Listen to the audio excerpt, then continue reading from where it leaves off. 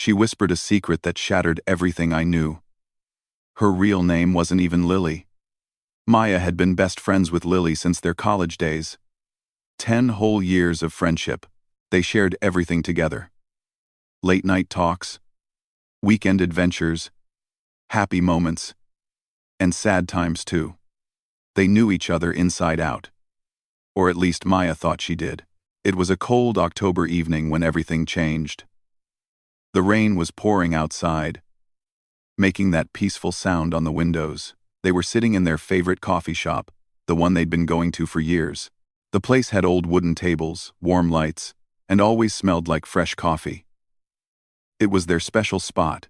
Lily was acting strange that day. Maya noticed it right away. Her friend kept looking at the door, then back at her coffee cup. Her hands were shaking a little bit. Maya asked if everything was okay, but Lily just gave a weak smile. Then suddenly, Lily leaned forward across the table.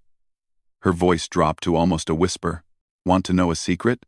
she said, her eyes looking directly into Maya's. Maya laughed. She thought maybe Lily had some funny story to share. Like always. Maybe something about her job or a new person she met.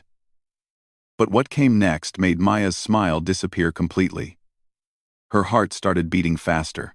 "I'm not who you think I am," Lily whispered. "My real name isn't even Lily." The words hung in the air between them. Maya felt like time stopped. She looked at her best friend, searching her face for some sign that this was a joke. But Lily's eyes were filled with something Maya had never seen before. Pure fear. Real, deep fear that made Maya's stomach turn. Lily explained that she had been living with a fake name for 12 years. 12 years! Ever since she was just 16 years old. Maya sat there, completely frozen. Her coffee was getting cold. But she didn't even notice. Her mind was racing with 1,000 questions, but she couldn't speak. Her best friend continued talking, her voice barely above a whisper. She spoke about a family she ran away from, a past she had buried deep inside, and dangers that might still be looking for her. Maya wanted to laugh it off, to say this was crazy, to tell Lily to stop joking around. But the way Lily's voice cracked, the way her hands trembled, the tears forming in her eyes, it was all too real. Lily told her about growing up in a small town, far away from here. She described a life that sounded normal on the outside, but was actually filled with secrets and fear. She talked about discovering something terrible when she was just a teenager, something that changed everything. She spoke about the night she had to leave, how scared she was, how alone she felt. Maya listened, her world turning upside down. Every memory she had with Lily suddenly felt different. All those times they shared secrets, all those deep conversations, all those moments of trust. And Lily had been keeping the biggest secret of all. Was any of it real? Was their friendship based on lies? But even as these thoughts raced through Maya's mind, she looked at her friend and saw the same person she'd always known. The girl who stayed up with her when she was heartbroken. The friend who celebrated every small victory with her. The person who knew exactly what to say when life got hard. That part was real. It had to be.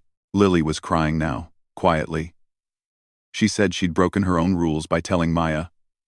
For 12 years, she never let anyone get close. She never stayed in one place too long. She never shared her real story. But Maya was different. Their friendship meant too much. Living with this secret while being close to Maya had become unbearable. Maya reached across the table and held Lily's shaking hands. She didn't know what to say. Part of her felt betrayed, confused, even angry. But another part of her understood that her friend had been carrying this heavy burden alone for so long. The courage it took to finally tell someone must have been enormous. The coffee shop around them buzzed with normal life. People were laughing, talking, working on their laptops. Everything seemed so ordinary, but at their small table in the corner, nothing would ever be the same again. Maya squeezed Lily's hands tighter. Whatever this secret was, whatever danger Lily was talking about, they would face it together. That's what real friends do. The days after that coffee shop meeting were strange and difficult. Maya couldn't stop thinking about what Lily had told her. She found herself looking at her friend differently, seeing a stranger and a familiar face at the same time. Lily had asked for some time before sharing the full story, and Maya agreed. Even though waiting was hard, 3 days later, they met again. This time, at Maya's apartment, where they could talk privately, without worry. Lily brought an old, worn backpack with her. Inside were things Maya never knew existed: documents, old photographs, and a small notebook filled with notes and dates. Lily's real name was Rebecca. She grew up in a quiet town in Montana, the kind of place where everyone knows everyone. Her father was a well-respected businessman, someone people looked up to in the community. They had a nice house, a normal family life, at least on the surface. But when Rebecca turned 15, everything changed. She was looking for some papers for a school project in her father's office when she found a folder that wasn't properly locked away. Inside were documents that made no sense to her at first. Numbers, names, accounts, places she'd never heard of. She was curious, so she looked closer. Over the next few weeks, Rebecca started paying more attention to things at home: the men who visited late at night, the hushed phone conversations her father had behind closed doors, the way he would get tense when certain names were mentioned. Slowly, like pieces of a puzzle coming together, she understood what her father was really doing. He wasn't just a businessman. He was involved in something bad, something against the law. Rebecca was terrified. She was just a kid who suddenly knew a dangerous secret about her own father. She couldn't tell her mother, who seemed to not know anything. She couldn't tell her friends. How could she? So she stayed quiet, watching and worrying, hoping she was wrong about everything. But one night, when she was 16, she heard her father on the phone. She was supposed to be asleep, but voices from downstairs woke her up. She crept to the top of the stairs and listened. Her father was arguing with someone, his voice angry and worried. Then she heard words that made her blood run cold. Someone thought Rebecca knew too much. Someone wanted to make sure she couldn't talk. That night, Rebecca made a phone call to her uncle, her father's younger brother. He had left their town years ago after a big fight with the family. Nobody talked about him much, but Rebecca remembered he had always been kind to her. She was desperate and didn't know who else to trust. Her uncle arrived the next day. He didn't ask many questions. He just saw the fear in her eyes and believed her. Within 48 hours, Rebecca disappeared. Her uncle helped her get new documents, a new identity, and some money to start over. He told her to go far away, to be careful, to trust no one. She became Lily, enrolled in a school in a different state, and started building a completely new life. For 12 years, she moved from place to place, never staying too long, never getting too close to anyone. She changed jobs regularly, kept her apartment simple with few belongings, always ready to leave at a moment's notice. Her uncle was her only connection to her old life, and they only communicated through carefully worded emails. Maya sat listening to all of this, her heart breaking for her friend. She couldn't imagine living like that. Always afraid, always alone, always pretending. She asked about Lily's mother, her old friends, her life before. Lily's eyes filled with tears. She had left everyone behind. Her mother probably thought she ran away, or something worse. There was no way to contact anyone without putting them in danger or revealing where she was. But then Lily looked at Maya with something like hope in her eyes. She said that meeting Maya had changed something inside her. For the first time in 12 years, she had let someone in. She had broken all her rules because the loneliness was worse than the fear. Having a real friend, someone who knew her and cared about her, had become more important than staying hidden. Maya felt the weight of this trust. Her friend had risked everything to let her into her life. Whatever happened next, they were in this together now. The secret that had lived in silence for so long was finally shared. And somehow, that made both of them feel a little less alone. Everything seemed okay for about 3 weeks. Maya and Lily talked every day, growing even closer now that there were no more secrets between them. Maya had promised to keep everything private, and Lily was starting to relax a little bit. Maybe, just maybe, Everything would be all right. Then something happened that changed everything. Maya came home from work one evening to find her apartment door slightly open. Her heart started racing. She knew she had locked it that morning. She always locked it. Carefully, she pushed the door open and stepped inside. Nothing looked obviously wrong at first. Her TV was still there, her jewelry box untouched. But something felt off. Her laptop was sitting at a different angle on her desk. The drawers in her bedroom were not quite closed all the way. Someone had been there, going through her things carefully, looking for something. Maya called the police right away. They came, took a report, dusted for fingerprints, but didn't seem very hopeful. The officer said it might have been someone checking if anyone was home before attempting to take anything. No signs of forced entry meant she might have forgotten to lock the door. But Maya knew better. She never forgot. After the police left, Maya checked her laptop. Her hands were shaking as she looked through her files. Everything seemed normal, until she checked her photo folder. Someone had accessed it. All her recent pictures had been opened, including dozens of photos with Lily. Her heart sank. She grabbed her phone and called Lily immediately. When Lily heard what happened, there was a long silence on the phone. Then she said something that made Maya's blood run cold. "They found me. I have to leave." Maya begged her not to make any quick decisions. They needed to think this through together. Lily agreed to meet one more time, but she was already packing her emergency bag. Maya could hear the panic in her voice. The same fear from that night in the coffee shop, but stronger now. They met in a park the next day, somewhere public but not too crowded. Lily looked exhausted, like she hadn't slept at all. She explained that this was exactly what she'd been afraid of for 12 years. Someone from her past was looking for her, and they'd found a connection through Maya. Maya felt terrible. This was her fault. If only she'd been more careful. If only she hadn't taken so many pictures.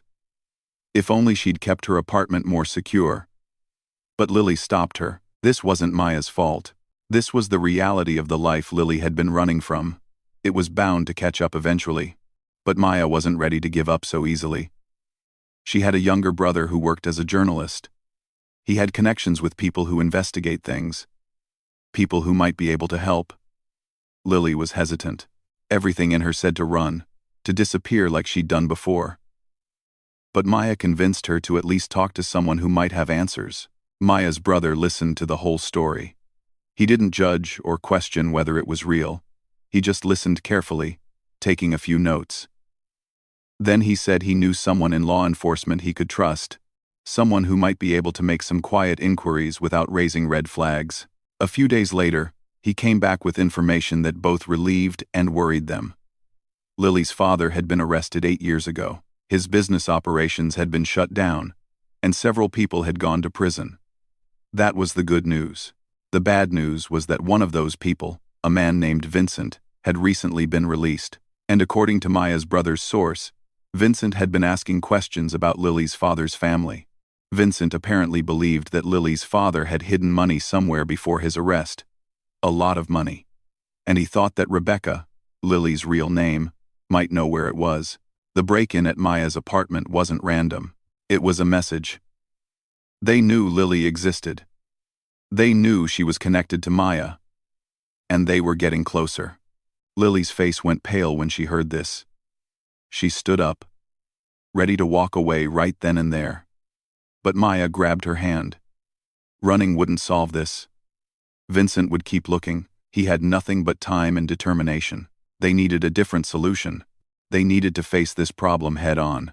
For the first time in 12 years, Lily considered the possibility of not running. It terrified her more than anything. But looking at Maya, at the friendship they'd built, at the life she'd finally started to have, she wondered if maybe it was time to stop being afraid and start fighting back. The next few days were filled with difficult decisions. Lily couldn't sleep, couldn't eat properly.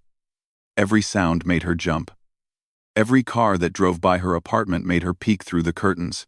The fear that had been her constant companion for 12 years was now overwhelming. Maya stayed close to her friend. She even stayed over at Lily's apartment a few nights. both of them sleeping very little, talking through options until early morning. Lily had always had a plan for moments like this. A bag packed with essentials, cash hidden away, fake documents, and contacts who could help her disappear again. She could be gone in 2 hours, leaving no trace behind. But this time felt different. This time, she would have to leave behind someone who truly mattered. Maya wasn't just a casual friend or a coworker. She was the first real connection Lily had made in over a decade. The thought of disappearing and never seeing Maya again, never knowing if she was safe, made Lily's heart ache in a way she hadn't expected. Maya kept pushing for another option. She wanted Lily to consider going to the authorities, to tell them everything, to ask for help and protection. But Lily was terrified of that idea. Going to the police meant exposing herself, admitting she'd been living under a false identity, revealing everything she'd been hiding. What if they didn't believe her? What if they couldn't protect her? What if they made things worse? Maya's brother arranged a meeting. He knew someone, a federal agent who had worked on cases like this before. Her name was Agent Reeves, and she had a reputation for being trustworthy and fair. The meeting would be completely private, just a conversation. No commitments required. Lily agreed, but only after days of going back and forth. They met in a small, private office in a building downtown. Agent Reeves was a woman in her 40s, with kind eyes but a serious manner.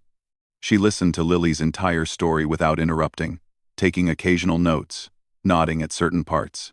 When Lily finished talking, Agent Reeves was quiet for a moment. Then she spoke honestly.